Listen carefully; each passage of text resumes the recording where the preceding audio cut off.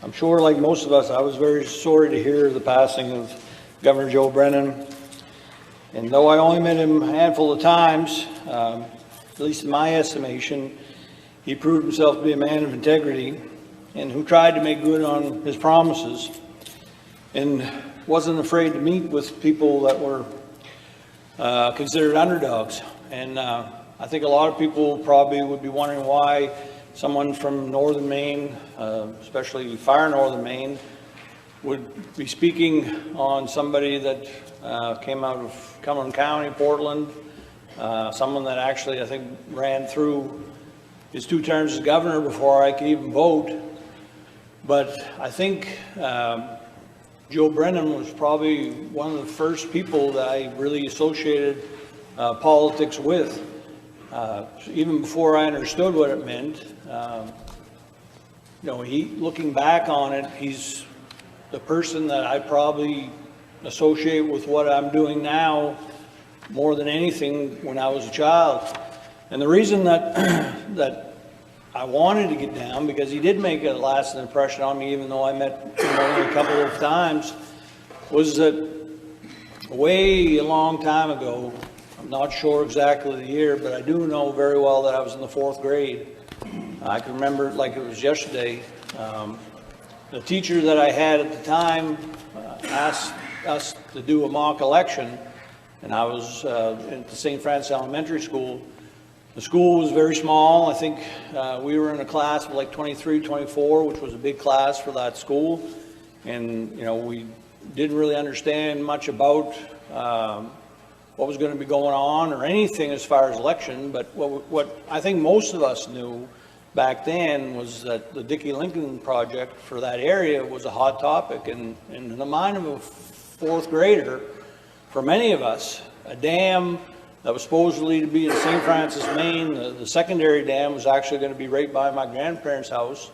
I think the mindset of a lot of us were that these dams were going to be built and our families were going to be washed out, drowned. No concept of really how that would work, except that this whole place would be full of water, and that's where you lived, and everyone you knew lived. And so, as much as 4th graders can talk about politics, the mindset was that, Joe Brennan was in favor of the Dickey Lincoln Dam, and that meant certain death. And Lynn Palmer, who was the candidate that time against him, was against the Dickey Lincoln Dam. Now, I think if you flash forward 50 or whatever years now, I think a lot of people would probably be in favor of the Dickey Lincoln Dam, but back then it seemed to be somewhat of a controversy, and for us it was a big controversy because we didn't want to die. But the class sat like this. The door to the class was here. We all lined up. The teacher, put up on the board Joe Brennan, Palmer, lined down through. We did a vote, a secret vote, sent up a paper. And when it was all said and done, whatever the amount was, like it was 22, 23, whatever it was we had for class, and the other one was 1. So it was like 22-1 for Lynn Palmer over Joe Brennan. And I know that the dam carried the day on that vote. But, that was, and we found out who actually made that vote for Joe Brennan of our classmates and probably ridiculed him quite strongly. But later on in the day, there was a knock on the door, and the door opened up, and who was the county sheriff at that time, Roger Harvey, opened the door, and of course I think we all probably knew Roger at that point. He walked in, and who walked in behind him but Joe Brennan. And so clearly the teacher knew that he was coming to the area for a visit or whatever, and had the mock election. But what I think she didn't remember to do was erase the board.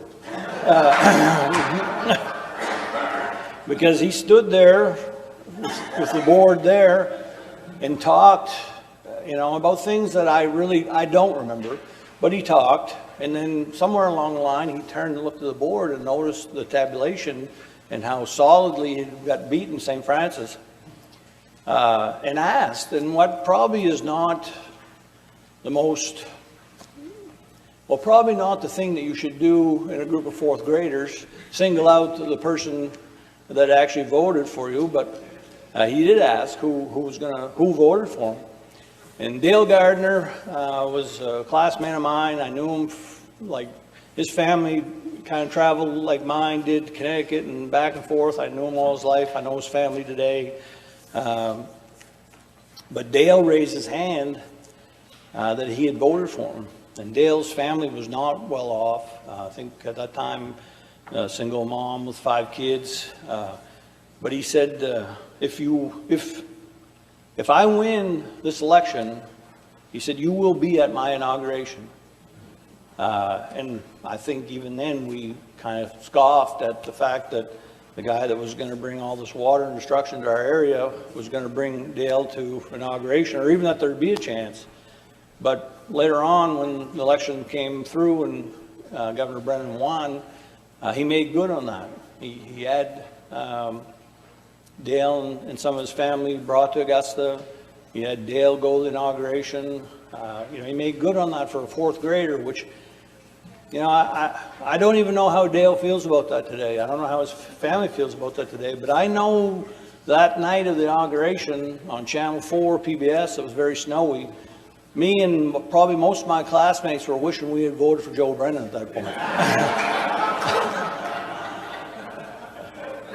And I always remember that about him. I mean, that, it's one of the few things that happened. But the other thing that did happen that I also had great respect for was later on, my father was a working logger all of his life. Probably one of the reasons why I'm so hard-headed today about logging issues.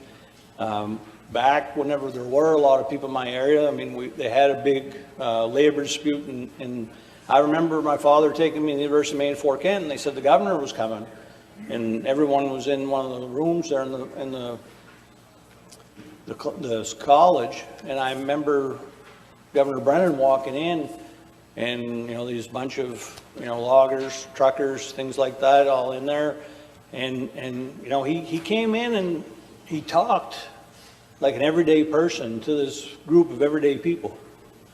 And he didn't make any commitments, but he gave them respect to hear their issues.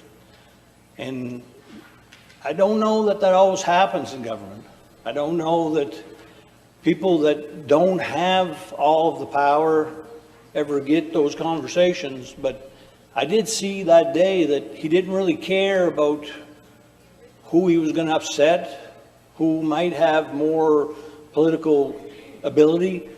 What he saw was a group of people that felt that they had a problem, and it was his job to go and hear them out. And I really have always thought back on that, how important that was, that people in government listen to other people, because that's what our job is.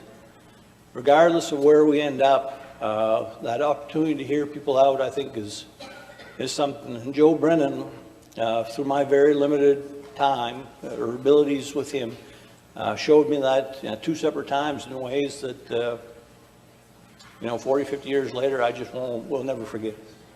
So I am very sorry for his loss and loss to his family.